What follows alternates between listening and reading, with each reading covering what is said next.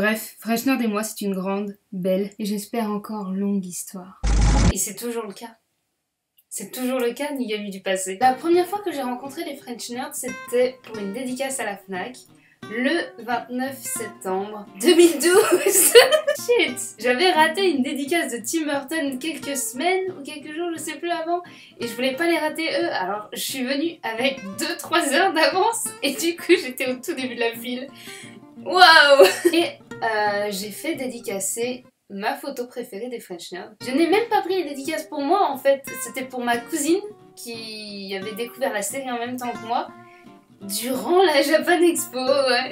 Je prenais ses dédicaces à son nom parce qu'elle n'habitait pas du tout à côté de Paris et elle avait du coup moins de chance que moi de pouvoir les rencontrer, alors je me suis dit vaut mieux que ce soit pour elle, moi j'ai plus de chances de les revoir à une autre occasion. Je referai la queue pour des dédicaces parce que j'avais fait des rencontres super cool en faisant la queue pour ces dédicaces là à la Fnac. C'était quand même très drôle parce que maintenant je continue à faire la queue mais par contre je ne demande plus de dédicaces. Ils m'ont dédicacé tellement de trucs que j'ai plus rien à faire dédicacer. Ensuite il y a eu la Japan Expo Orléans où je suis allée avec Danette.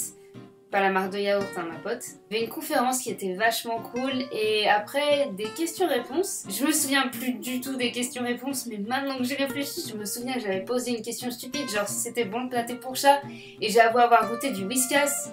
Oui, la marque, la vraie, là pour le coup, oui, la marque de pâté pour chat. Ah. Ça me donne envie de me taper la tête contre un mur. Oh, et puis je leur avais offert des dessins affreux. Ah.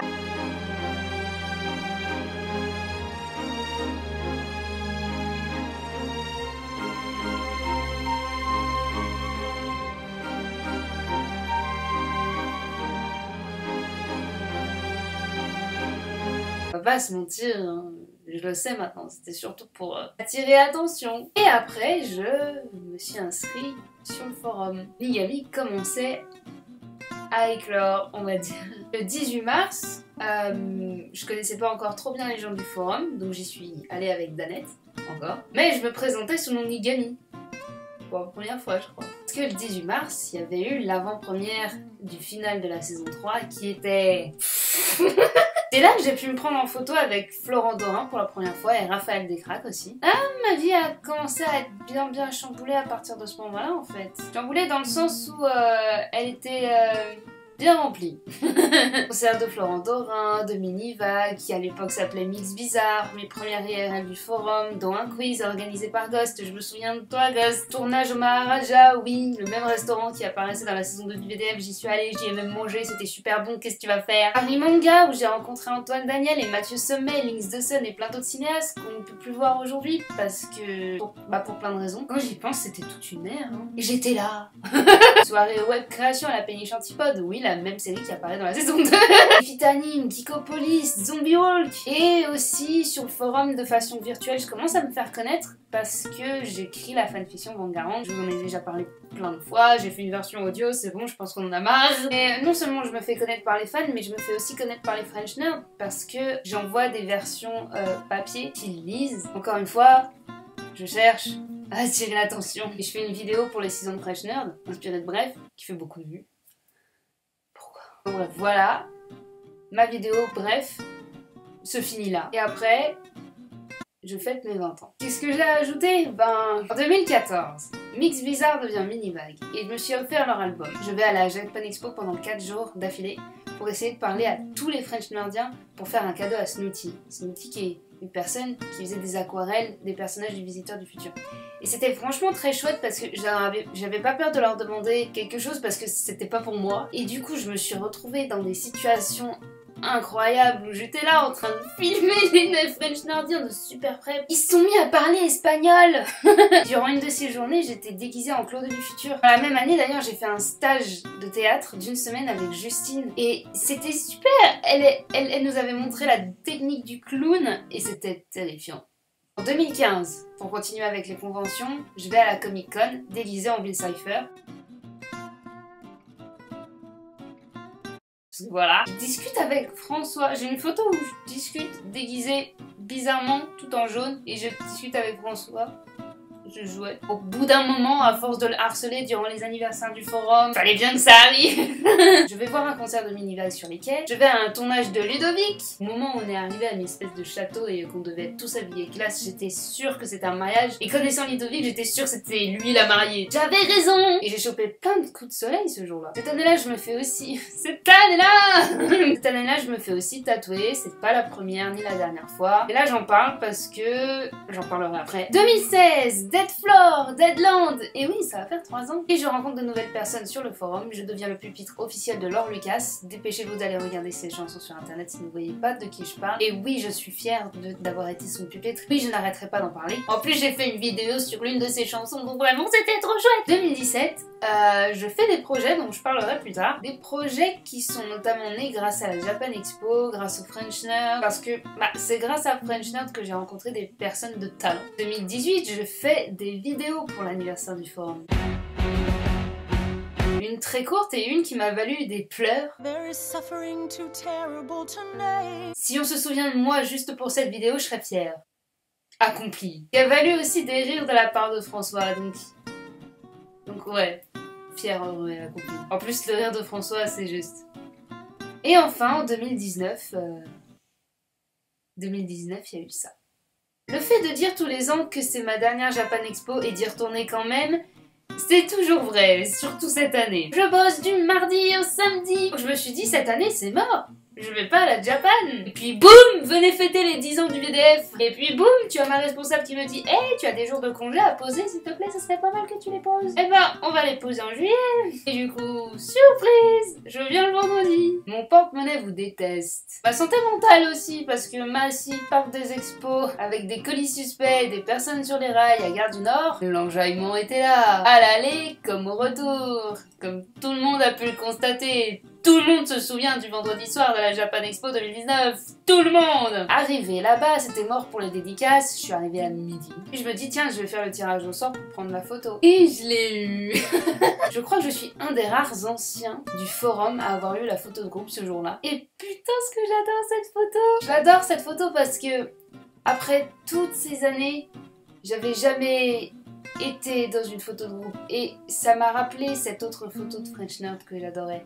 Que j'adore toujours, mais là je faisais partie de cette photo. J'aurais voulu faire un câlin à tout le groupe, mais j'avais peur de faire perdre du temps aux gens qui étaient derrière, alors j'ai fait un câlin à l'objectif. Un câlin à la Nigami du passé qui voulait faire partie de cette photo depuis longtemps. Un câlin à la Nigami du futur qui se rappellera des bons moments grâce à French Nerd. Et évidemment, sur cette photo, Florent cache son visage derrière maman. Je parie qu'il l'a fait exprès, c'est pas possible autrement. Peut-être que c'est par rapport à mon tatouage. Ah oui, parce qu'avant de me faire prendre en photo, j'ai tapé la bise à François. Trop pur pour ce monde. En fait, je voulais lui faire un câlin, mais je crois qu'il a pas compris qu'il y a eu un petit vent. Voilà, François, si tu regardes cette vidéo, tu me dois un câlin. Encore. Enfin, si ça te dérange pas, évidemment, respectons l'espace vital des gens. Et là, François m'a attrapé le bras en mode I can show you the world. Et il a montré mon tatouage à quelqu'un et je savais pas qui c'était. Il était là genre, regarde, un tatouage avec les paroles d'une chanson de Florent Dorin. Ouais, ça fait pas du tout fanboy ou fangirl ou whatever. Mais je savais pas qui c'était. Je pensais que c'était quelqu'un qui bossait pour la Japan Expo. Et quelques heures plus tard, je découvre pendant la conférence qu'en fait c'était le producteur du film. Ok. Donc du coup c'était bizarre de voir François, le créateur du Visiteur du Futur depuis le début, donc le Visiteur du Futur du passé, discuter d'un truc à moi, enfin un truc qui m'appartient à quelqu'un qui est l'avenir du Visiteur du Futur.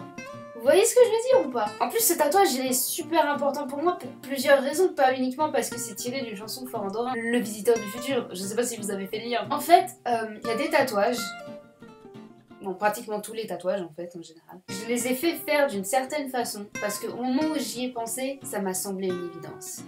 Et ce tatouage-là en fait partie. Je me souviens même encore très bien au moment où je me suis dit c'est ça que je veux. J'écoutais la chanson en marchant dans un champ à côté de chez mes grands-parents en Bretagne. C'est cette ligne-là que je voulais. De la chanson, c'était cette ligne-là que je voulais. Bon, il prend de la place, hein, mais... Et il faut pas prendre le tatouage uniquement avec la phrase. Il y a aussi tout le contexte de la chanson. Il y a une partie qui parle du fait que tu as souffert, et que tu as survécu. Ça, j'ai souvent besoin de m'en rappeler quand je fais de l'angoisse, quand je suis pas bien, que je me dis « Ah, toute ma vie, je vais avoir ça ». Il y a plein de petites choses qui me plaisent dans cette chanson. La personne qui chante avec Florent Dorin, déjà une voix absolument douce. Et en plus, c'est probablement d'origine bretonne. Plein de choses que j'aime dans cette chanson. J'aime beaucoup la phrase, j'aime beaucoup ce qu'elle signifie. Sauf parfois quand les gens qui ne la connaissent pas disent qu'on dirait que j'ai quelque chose à me reprocher. Et c'est marrant. Il y en a qui partent loin dans le débat et qui me demandent « Mais est-ce que ce ne sont pas nos actions qui définissent ce que l'on est ?» Et justement, dans une série que j'aime beaucoup, il y a un personnage qui dit qu'il fait le bien mais qu'il fait le mal, et un autre lui répond que ça vaut mieux que de faire le mal et de le faire bien. C'est un ensemble, comme je disais, c'est un ensemble. Tu es ce que tu choisis de devenir aussi. Puis il y a un truc dans cette chanson que j'aime bien aussi, c'est le cœur de Bonne Aloïs des Marins Pourrés. J'aime bien ce cœur. Il y a 2-3 personnes dedans que j'apprécie énormément. Donc voilà, que François et Florent repensent à ce tatouage et moi j'étais là. Ah, j'étais juste venue armée du t-shirt du premier épisode, une capsule de canette autour du cou et un nouveau tatouage au bras, donc... Cette photo tombe vraiment la bonne année. Et si ce tatouage me permet encore de parler avec French Nerd et de rencontrer de nouvelles personnes, bah... c'est chouette. C'est hyper chouette, putain. Cela dit, je ne suis pas la seule personne à avoir un tatouage avec les paroles de Florent Dorin.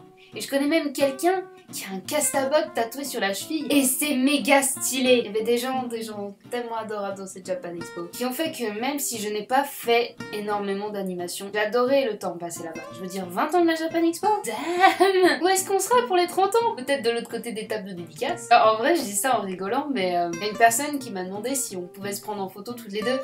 Et c'était le monde à l'envers. Et même une autre personne à qui j'ai fait une dédicace. Surtout que je fais plus grand chose sur YouTube. D'une part parce que c'était toujours les French Nerds qui m'inspiraient, et d'autre part parce que c'est une partie de ma vie qui est finie, je dirais. C'est pas vraiment une page qui se tourne, mais disons plutôt que c'est ton enfant. Au début t'es là à 100%, tu t'occupes de lui tout le temps, et puis le temps passe et ton enfant évolue, il se débrouille tout seul, et du coup tu le vois moins souvent, mais ça reste ton enfant. C'était chelou comme métaphore. Ça veut pas dire que je ne fais plus rien en rapport avec les vidéos non plus. Tenez, par exemple, comme je disais, je fais plein de petits projets. J'apparais en figuration dans le court-métrage Le Roi des Cons. Je suis déguisée en fille. Un truc de malade! Je vais aussi apparaître dans une fan vidéo qui est une comédie musicale d'Hannibal, où je suis déguisée en garçon. Ma vie est géniale! Vidéo d'ailleurs réalisée par Maëlie B, la personne qui a, durant la conférence des 10 ans, lu le début du script du VDF. Spoilers! Ça va être très drôle. Et du coup, Maëlie B, je suis tellement fière.